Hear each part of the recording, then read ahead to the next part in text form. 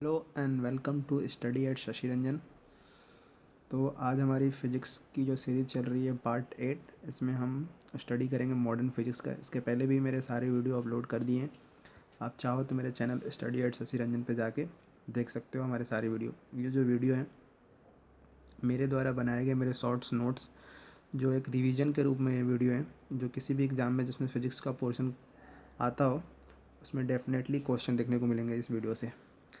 चलो तो हम स्टार्ट करते हैं अपनी टॉपिक मॉडर्न फिज़िक्स। जो पहला है हमारा इसमें मॉडर्न फिज़िक्स में जो मैंने टॉपिक लिख रखा है एटॉमिक स्ट्रक्चर। एटॉमिक स्ट्रक्चर के बारे में डाल्टन ने दिया था 1803 में। ये बताया कि प्रत्येक पदार्थ जो है वो छोटे छोटे कणों से मिलकर बने होते हैं जिन्हें हम एटम्स कहते हैं। तो एटॉमिक स्ट्रक्चर के बारे में आएगा तो 1803 डाल्टन ने इसे दिया था। उन्होंने बोला छोटे छोटे कणों से मिलकर जो है वो एटम बना हुआ है, छोटे छोटे कणों से मिलकर बना हुआ है हमारा, जिनको हम एटम कहलाते हैं। ठीक है। इसमें पहला है इलेक्ट्रॉन। इलेक्ट्रॉन की खोज किसने किया है? तो इलेक्ट्रॉन की खोज जे थॉमसन ने किया है। इन्हें फादर ऑफ मॉडर्न फिजिक्स भी बोलते हैं। इलेक्ट्रॉन पे ऋणावेश होता है। ऋणावेश की वैल्यू कितनी होती है? 1.6 इंटू 10⁻⁻19 कूलाम। और इनका मास कितना होता है? तो 9.1 इंटू 10⁻31। यह एक अस्थायी मूल कण है। ठीक है। तो आपको ये याद रखना, ये मास और आवेश ये एग्जाम में पूछे जाते हैं। और इसकी खोज किसने किया था? तो ये ज़्यादा ध्यान रखना, आपको ये 3 चीज़ें ध्यान रखनी पड़ती है। आगे देखते हैं। इलेक्ट्रॉन के बाद हमारा है दूसरा है हमारा प्रोटॉन। तो प्रोटॉन की खोज प्रोटॉन है, ये एक धनात्मक मूल कण है। प्रोटॉन की खोज किसने की? तो ये प्रोटॉन की खोज 1896 ईस्वी में गोल्डस्टीन ने खोजा इसको। इसको नाम किसने दिया? तो नाम जो है रदरफोर्ड ने दिया। इस पर आवेश कितना होता है? 1.6 इंटू 10⁻⁻19 कूलाम। ये पॉजिटिव है। और मास कितना होता है? तो 1.6 इंटू 10⁻⁻27 kg। थर्ड है न्यूट्रॉन। न्यूट्रॉन जो है वो 1923 ईस्वी में से चैडविक ने इसको दिया था। ये एक आवेश रहित कण है। इसका द्रव्यमान प्रोटॉन के बराबर होता है। आगे बढ़ते हैं हम। इसमें हमारा है पॉजिट्रॉन। पॉजिट्रॉन की खोज किसने किया था? तो पॉजिट्रॉन की खोज जो है वो 1932 में इसको एडरसन ने इसको खोजा है। यह एक धन आवेशित मूल कण है जिसका मास और चार्ज जो होता है वो सेम होता है, इलेक्ट्रॉन के बराबर होता है। नेक्स्ट हम आगे बढ़ते हैं। न्यूट्रॉन।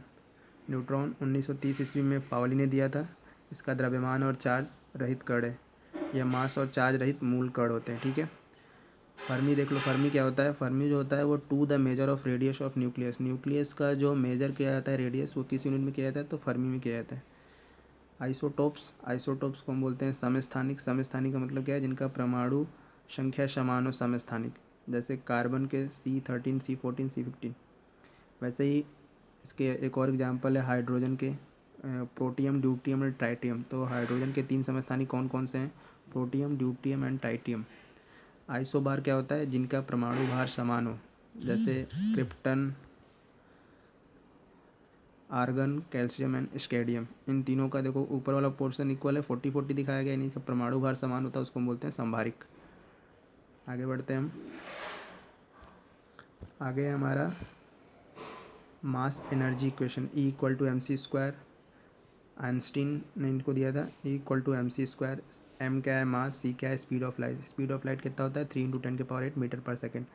1 AMU इक्वल टू होता है 1.66033 इंटू 10⁻⁻27 kg।